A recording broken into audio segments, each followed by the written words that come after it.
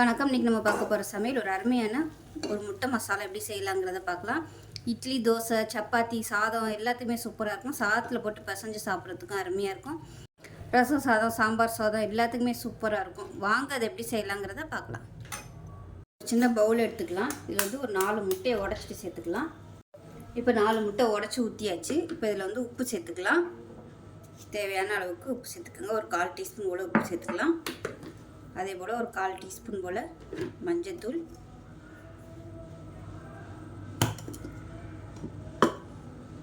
ஒரு 1/4 டீஸ்பூன் போல் மிளகுத்தூள் சேர்த்துக்கலாம்.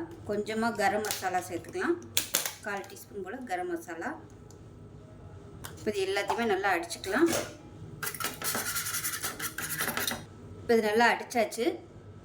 இப்போ இதில் 1 டீஸ்பூன் போல் கடலை மாவு சேர்த்துக்கலாம். சொல்ல மறந்துட்டேன். இப்போ இதையும் சேர்த்து நல்லா அடிச்சுக்கலாம்.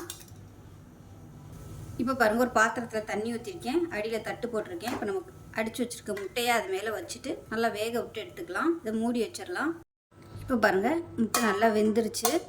இதை வந்து கத்தி வச்சு இந்த மாதிரி குத்தி பார்த்துக்கோங்க. ஒட்டாமல் வந்துச்சுன்னா ரெடி ஆயிடுச்சுன்னு அர்த்தம். அது ஆறட்டும். ஆறுனதுக்கப்புறம் சின்ன சின்ன பீஸாக கட் பண்ணி எடுத்துக்கலாம். இப்போ பாருங்கள், இந்த மாதிரி சின்ன சின்ன பீஸாக கட் பண்ணி வச்சுக்கோங்க. உங்களுக்கு வந்து எந்த சைஸுக்கு வேணுமோ அது மாதிரி கட் பண்ணி எடுத்து தனியாக வச்சுக்கலாம். இப்போ தேவையான அளவுக்கு எண்ணெய் விட்டுக்கலாம். இப்போ எண்ணெய் நல்லா சூடாயிருச்சு. 1 டீஸ்பூன் போல் சோம்பு சேர்த்துக்கலாம். 1 டீஸ்பூன் போல் சோம்பு.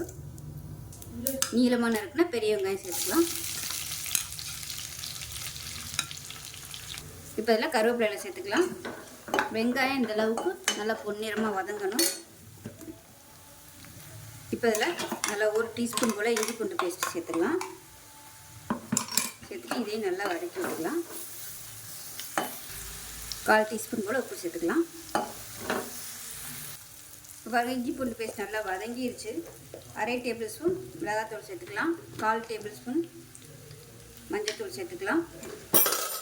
அதே போல் 1/4 டேபிள் ஸ்பூன் அளவுக்கு மிளகுத்தூள் சேர்த்துக்கலாம். கரம் மசாலா 1/4 டேபிள் ஸ்பூன் சேர்த்துக்கலாம். அவ்வளோதான். இப்போ இதை வந்து லேசாக எண்ணெயில் பரட்டி விட்டுக்கலாம்.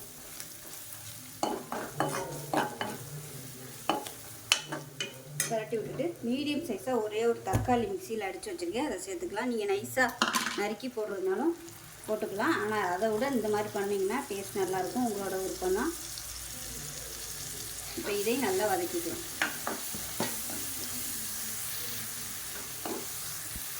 மிக்சியை அலசிட்டு கொஞ்சமாக தண்ணி சேர்த்துக்கலாம். இப்போ மசாலா நல்லா வதங்கிடுச்சு. இதில் கொஞ்சமாக தண்ணி சேர்த்துக்கலாம். சேர்த்துட்டு லைட்டாக இப்போ கொதி விட்டுக்கலாம்.